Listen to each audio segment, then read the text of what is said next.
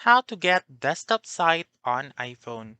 Hi everyone, welcome back into this channel, and in today's video I will be teaching you how to get desktop site on iPhone. So let's begin. The very first step is to open your favorite web browser such as Safari or Google Chrome. So I will teach you both on Safari and Google Chrome about how to get the desktop site. So let's go first with Safari. So once you open Safari, you go to your website that you want. So for example, I will be choosing google.com.ph only.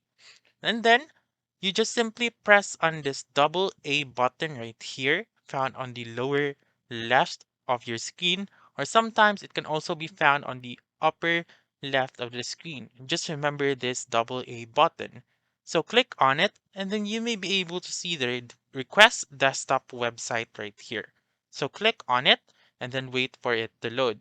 And then there you go. That's how you can get the desktop site on Safari. Now moving on to Google Chrome. So let's go to Google Chrome. Um, let's go to google.com as well.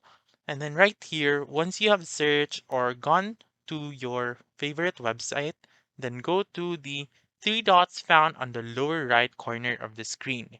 And then scroll down a little bit until you can see the request desktop site option as well.